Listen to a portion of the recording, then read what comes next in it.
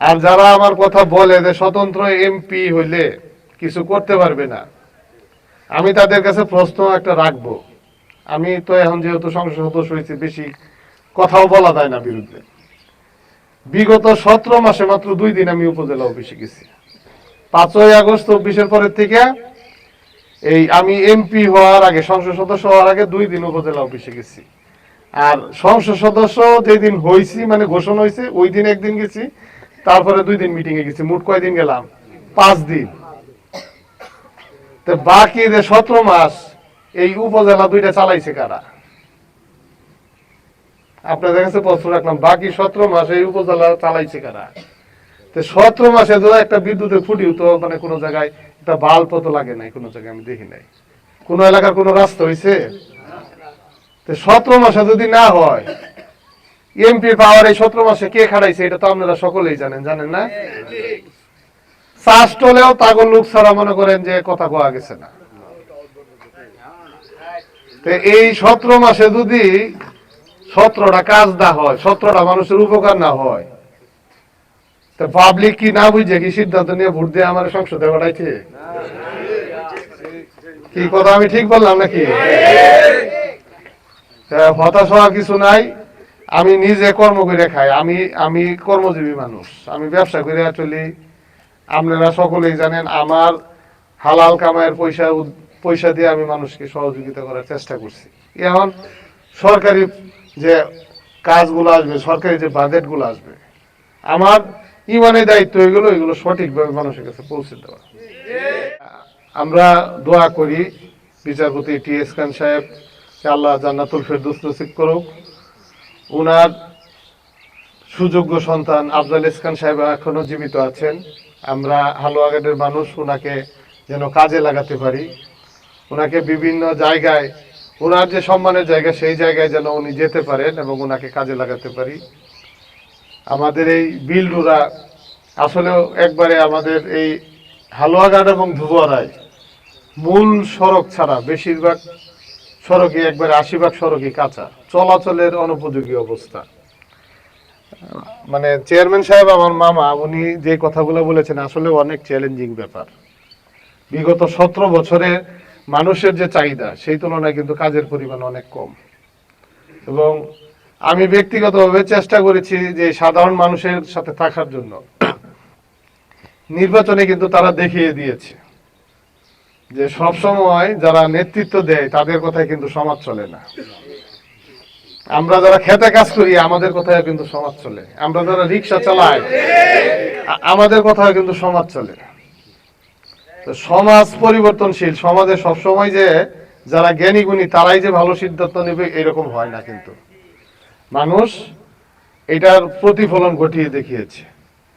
এবং আমি কালকে তো আমার সাথে মিটিংয়ে ছিলেন সব, মানে বেশ কয়েকজন চেয়ারম্যান সাহেব, উপজেলা মিটিং চলমান ছিল, ওইখানে প্রত্যেকটা ক্ষেত্রে ক্ষেত্রে কিন্তু আমি কথা বলার চেষ্টা করেছি, প্রত্যেকটা জায়গায় কিন্তু টাচ করার চেষ্টা করেছি। বিদ্যুতের যে উন্নয়নের ব্যাপারটা সেটা আসলে সাময়িক, কারণ আমাদের সংসদ না বসা পর্যন্ত আমরা সংসদে এটা উত্থাপন করতে পারতেছি না।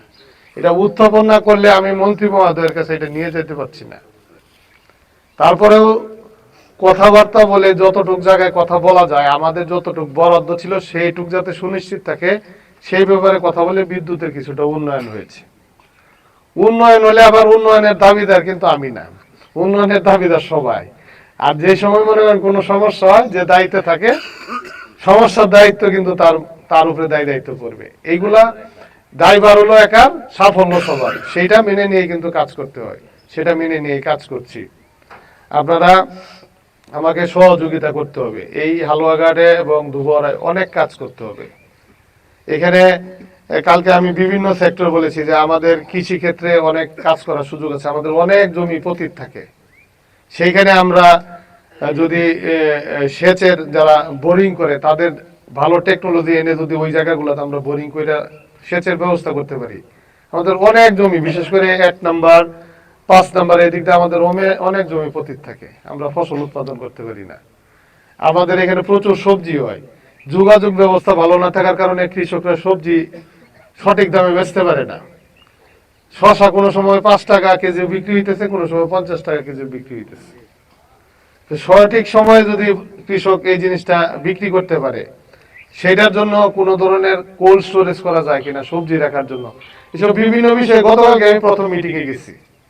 তা আমি কিন্তু গতকালকে মিটিংয়ে যাই, যেই সাবজেক্টগুলোর মধ্যে বলার সুযোগ ছিল, আমি তো আর সর্বজ্ঞানী না, আমিও তো মানুষ, আমারও জ্ঞানের কিন্তু একটা পরিধি আছে। আমি যদি বলি যে সর্বজ্ঞানী, আমি তাইলে ভুল বলবো। চেষ্টা করছি সকল কিছুর মধ্যে কথা বলার জন্য। আর যারা আমার কথা বলে যে স্বতন্ত্র এমপি হইলে কিছু করতে পারবে না, আমি তাদের কাছে প্রশ্ন একটা রাখবো। আমি তো এখন যেহেতু সংসদ সদস্য হয়েছি, বেশি কথাও বলা যায় না বিরুদ্ধে। বিগত 17 মাসে মাত্র 2 দিন আমি উপজেলা অফিসে গেছি।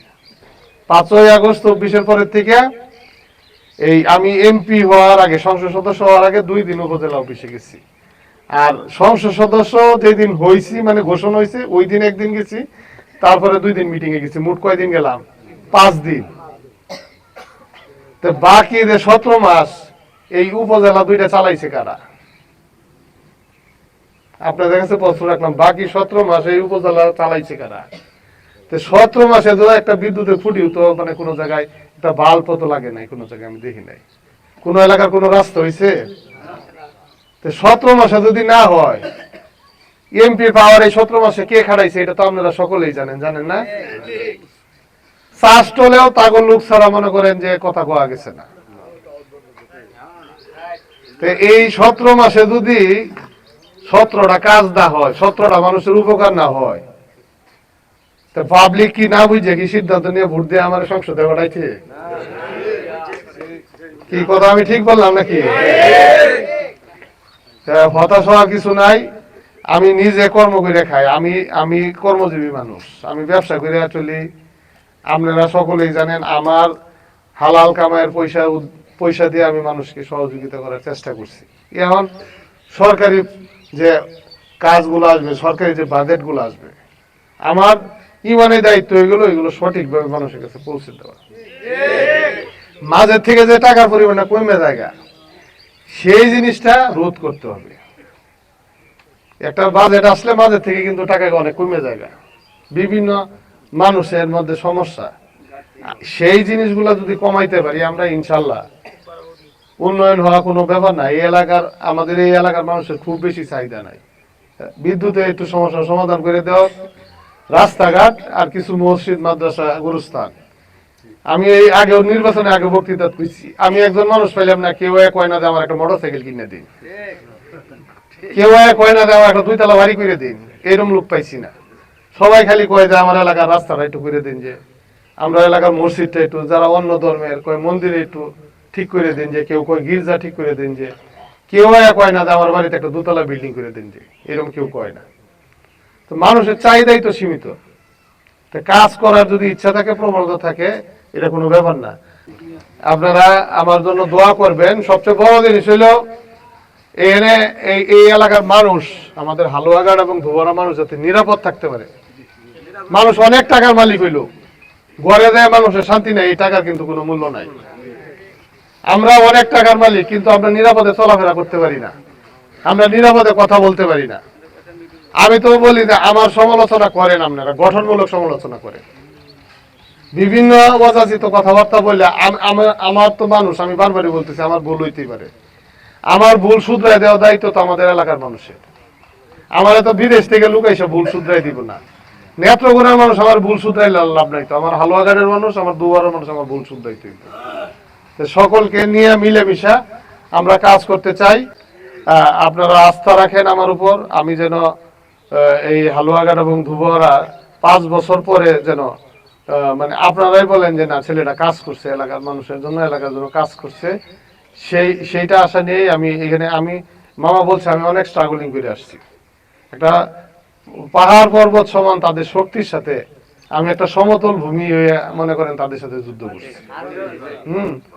আমরা সমতলের নিচে কইলেও আমরা মানাইবো, তারা পাহাড় পর্বত লইয়া সব লইয়া মনে করেন আমার সাথে লাগছে। আল্লাহর রহমত এবং মানুষের দোয়া এবং ভালোবাসা আমি এন থেকে পার হইতে পারছি। আপনাদের সকলের দোয়া এবং সহযোগিতায় সংসদে যেতে পারছি। আপনারা আমার জন্য দোয়া করবেন, আমি যেন আপনাদের সকলকে নিয়ে আগামী দিনে একটা নিরাপদ হালুয়া আগার দুয়ারা করতে পারি, সেই আশা এবং প্রত্যাশা রেখে আপনাদের সকলকে রমজানের শুভেচ্ছা জানিয়ে আমি আমার কথা এখানে শেষ করছি। ধন্যবাদ সকলকে। আসসালামু আলাইকুম।